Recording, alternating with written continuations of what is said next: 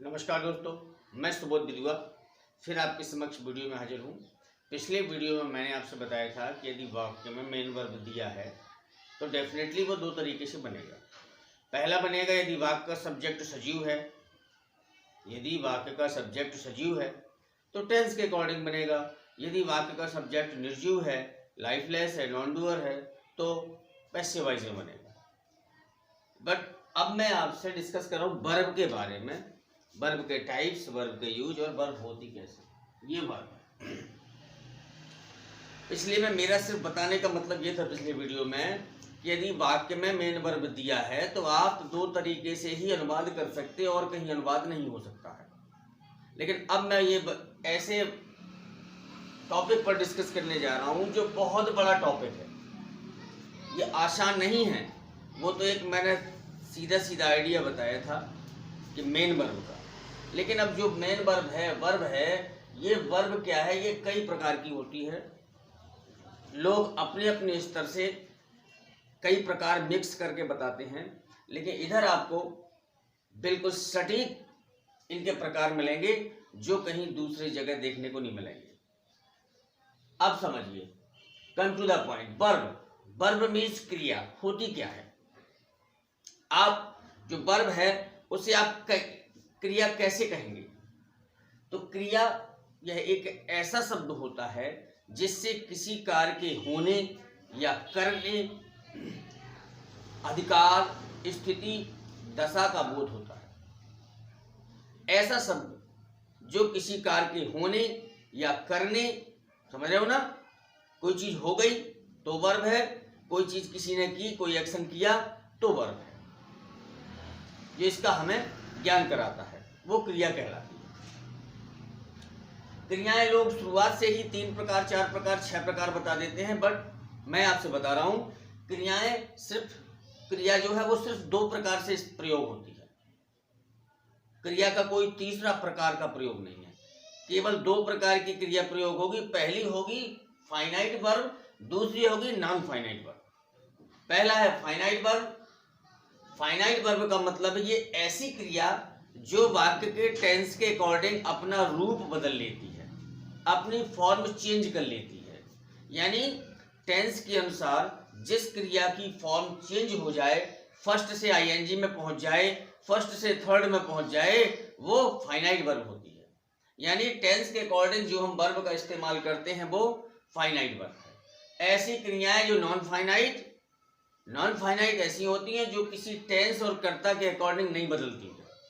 जो किसी कर्ता या टेंस के अकॉर्डिंग ना बदले वो नॉन फाइनाइट वर्ब होती है। चलिए, तो फाइनाइट वर्ब आपका देखें, फाइनाइट वर्ब 3 प्रकार की होती हैं आपकी, जो मोस्टली इस्तेमाल होती हैं। वैसे लिंकिंग वर्ब को भी आप ना काउंट करें तो भी आवश्यकता नहीं है, क्योंकि प्राइमरी वर्ब में वो लिंकिंग वर्ब आ जाते हैं। लेकिन फिर भी लिंकिंग वर्ब को इसलिए अलग कर दिया क्योंकि ये 100% योजक क्रियाएं होती हैं। इसमें सब्जेक्ट कॉम्प्लीमेंट के अलावा कुछ भी प्रयोग नहीं होता है। चलिए देखते हैं। पहला लिंकिंग वर्ब। लिंकिंग वर्ब के अंतर्गत बी फॉर्म आता है। बी फॉर्म का मतलब इज़ार बाजवर और कुछ स्टेटिव वर्ब्स आते हैं। दूसरे नंबर पर हेल्पिंग वर्ब कहते हैं। हेल्पिंग वर्ब भी 2 तरह की होती हैं। हेल्पिंग वर्ब 2 तरह की इसलिए होती हैं क्योंकि एक जो प्राइमरी वर्ब है, ठीक है, ये कर्ता के अनुसार बदलती रहती हैं, सिंगुलर और प्लूरल सब्जेक्ट के हिसाब से यूज होती हैं। दूसरी होती है मॉडल वर्ब। इनमें सब्जेक्ट से कोई लेना देना नहीं होता है। सब्जेक्ट आपका सिंगुलर हो या प्लूरल हो, बट मॉडल एक ही लगेगा। तीसरा होता है मेन वर्ब। मेन वर्ब आपने देखा कि मेन वर्ब तो ये जितनी मेन वर्ब है वो सारी main verb in helping verbs के साथ प्रयोग होती है। मेन वर्ब का ही खेल है हर जगह, लेकिन पहचान हमारी बिना हेल्पिंग वर्ब के नहीं होती है। इसलिए मेन वर्ब भी देखेंगे तो 7 प्रकार से मेन वर्ब का इस्तेमाल होता है, 7 प्रकार से यूज करते हैं हम लोग। पहला ट्रांजिटिव, इंट्रांजिटिव, सकर्मक और अकर्मक क्रियाएं। ऐसे वर्ब जिनमें ऑब्जेक्ट हो। सकर्मक ऐसी क्रिया जिसमें ऑब्जेक्ट ना दिया हो, सेंटेंस में ऑब्जेक्ट ना हो तो वह कर्मक वर्ब कहलाएगी, लेकिन है तो वो मेन वर्ब है। अगर वाक्य में सेंटेंस में ऑब्जेक्ट दिया है तो सकर्मक है, और जो दूसरा दिया है अगर ऑब्जेक्ट नहीं दिया है तो वो अकर्मक है। रेगुलर, इरेगुलर, ये वर्ब की ये फॉर्म के अंतर्गत आता है कि किन की सेकंड थर्ड फॉर्म एक सी होती है, किन की तीनों फॉर्म एक सी होती हैं। इसको वीक और स्ट्रांग वर्ब भी कहते हैं, यानी रेगुलर और इरेगुलर वर्ब को वीक एंड स्ट्रांग वर्ब भी कहते हैं। एक्शन वर्ब कहो या डायनेमिक वर्ब, जिससे फिजिकल एक्शन का बोध होता हो, कार्य करने में कोई फिजिकल एक्शन हो तो वो एक्शन वर्ब है। दूसरा स्टेटिव वर्ब, स्टेटिव वर्ब होती है, ये स्थिति और दशा को दर्शाती है। नेक्स्ट कॉजेटिव वर्ब होती है। कॉजेटिव वर्ब का मतलब यह है कॉजेटिव वर्ब खुद काम नहीं करती है, किसी दूसरे से कार्य करवाती है। फैक्टेटिव वर्ब, ये द्विकर्मक क्रियाएं होती, कभी कभी सेंटेंस में एक ऑब्जेक्ट होता है, दो ऑब्जेक्ट होते हैं तो द्विकर्मक। इसी प्रकार इरेगेटिव होती है। तो मित्रों ये आपका वर्ब के बिल्कुल फिक्स रूप है।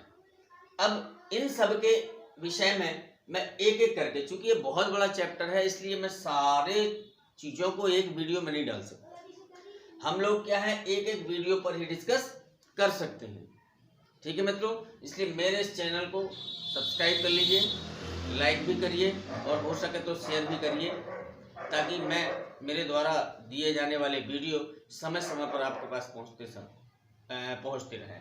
इसलिए आप सब्सक्राइब कर ही लीजिए, पक्का कर लीजिए। तो देखिए वर्ब के मैंने अभी जो 3 टाइप बताए, उन 3 टाइप में भी टाइप है, इसका एक स्क्रीनशॉट ले लीजिए, आपको काम आएगा। तो देखें अब मैं पहले डिस्कस करूंगा लिंकिंग वर्ब पर। किस पर करूंगा मित्रों? क्योंकि मैं इकट्ठा तीनों चारों सारी चीजों को नॉन फाइनाइट में भी, जैसे आपका जीरेंड आता है और आपका दूसरा इन्फिनिटिव आता है, इन्फिनिटिव, और तीसरा पार्टिसिपल आता है। ये भी अपन को बहुत ढंग से पढ़ने पड़ेंगे, सभी इस्तेमाल के हैं। तो दोस्तों देख लीजिए, अब बात करूंगा मैं पहले आपको लिंकिंग वर्ब की। लिंकिंग वर्ब या कॉपुलर वर्ब क्या होते हैं, कैसे इस्तेमाल होते हैं। तो दोस्तों लिंकिंग वर्ब का आशय है कि जिस क्रिया के अर्थ को पूरा करने के लिए कॉम्प्लीमेंट का प्रयोग करना पड़े, वो लिंकिंग वर्ब होती है। आपने देखा कि subject linking verb plus subject complement, इसमें क्या करेंगे आप चेक करने के लिए, जैसे बोले कि राम इज अ बॉय, ठीक। इसमें क्या होता है, इसको Ram is equal to boy कर दीजिए, राम बराबर अ बॉय। इसका मतलब क्या हुआ, राम लड़का, यानी राम लड़का है, इज अ बॉय। आपने देखा सब्जेक्ट कॉम्प्लीमेंट के अंतर्गत आपका नाउन आ सकता है, नाउन, एडजेक्टिव, नाउन फ्रेज, ये लिंकिंग वर्ब के अंतर्गत आता है। जैसे आपको बोला ही इज ए स्टूडेंट, वह विद्यार्थी है, इसको अलग कर दीजिए तो वह विद्यार्थी, तुलना समानता है, यानी वही विद्यार्थी है, तो ही इज ए स्टूडेंट, ठीक है। बोले गीता इज वाइज, गीता बुद्धिमान है, कौन बुद्धिमान है, गीता, ठीक है, तो एडजेक्टिव दे दिया, ठीक है। उन्होंने कहा ही इज रिटायर्ड, वह अवकाश प्राप्त है, तो इसमें पास्ट पार्टिसिपल भी आ जाता है, आपका पास्ट पार्टिसिपल, यानी आपका जो सब्जेक्टिव कॉम्प्लीमेंट है, इसके अंतर्गत आपको नाउन, एडजेक्टिव, नाउन फ्रेज और पास्ट पार्टिसिपल, ये वर्ड इसके अंतर्गत आ सकते हैं, ठीक है। अब बारी आती है, कुछ स्टेटिव वर्ड होते हैं जो हमें दशा या स्थिति को बता देते हैं। इसमें तो इज़ार हम सीधे लगाएंगे, ठीक है। उन्होंने कहा ही वाज ग्रेट, आपने लिखा पास्ट में कि ही वाज ग्रेट, वह महान था, तो ही बराबर ग्रेट, कौन महान था, वह, यानी ये आपका सब्जेक्ट कॉम्प्लीमेंट, यानी ये सब्जेक्ट की सूचना दे रहा।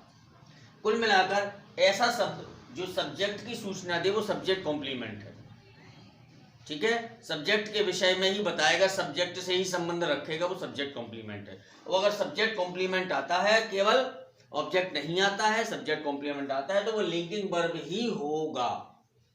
अब आप बात करें कि जैसे स्टेटिव वर्ब में, जैसे बोले कि यू लुक्स स्मार्ट, अब इसमें आप कहेंगे ये तो मेन वर्ब का लुक माने देखना, लुक मीन्स देखना, ये तो मेन वर्ब का कार्य कर रहा है, लेकिन ये लिंकिंग वर्ब है। क्यों? क्योंकि यू बराबर स्मार्ट, तुम स्मार्ट हो, यानी तुम स्मार्ट दिखते हो, तुम दिखते हो स्मार्ट, अर्थात ये तुम्हारी सूचना दे रहा कि आप स्मार्ट हो। समझ रहे? अब दूसरा ले लो, बोले he feels bad। अब इसको चेक करें, he feels bad यानी he बराबर bad, यानी वह बुरा फील यानी वह बुरा महसूस करता है, तो इसकी सूचना है कि वह बुरा कैसा महसूस करता है, बुरा। कौन करता है? वह, अर्थात ये उससे संबंधित हो जाएगा। आपने कहा कि he appeared pleased, he appears pleased या he appeared pleased, वह कैसा appear हुआ, कैसा दिखा लगा, खुश, तो हो गया he appeared pleased। ठीक है ना?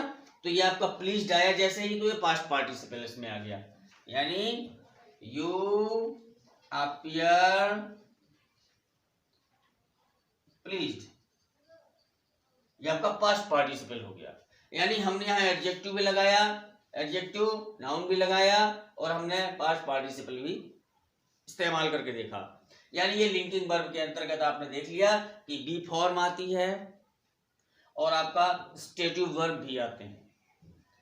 अंतर इतना है कि जो सब्जेक्ट की सूचना देने वाला जो चीज भी कॉम्प्लीमेंट के रूप में आएगी वो सब्जेक्टिव कॉम्प्लीमेंट, यानी सेंटेंस में यदि केवल सब्जेक्टिव कॉम्प्लीमेंट है, सब्जेक्ट को की इंफॉर्मेशन देने वाला वर्ड है, तो वो लिंकिंग वर्ब से ही जुड़ेगा और वो 100% लिंकिंग वर्ब होगा। ठीक है मित्रों, नमस्कार। मेरे चैनल को सब्सक्राइब कर लीजिएगा, लाइक कर लीजिएगा और बेल आइकन का बटन भी दबा लीजिए, क्योंकि अब मैं अगले वीडियो में आपको देने वाला हूं, एक एक करके मैंने कहा था दूंगा, अभी मैंने आपको लिंकिंग वर्ब के बताया। मैं नेक्स्ट वीडियो में आपसे मिलता हूं और आपको देता हूं ऑक्सिलरी वर्ब यानी हेल्पिंग वर्ब के बारे में। तो सब्सक्राइब करना मत भूलिएगा।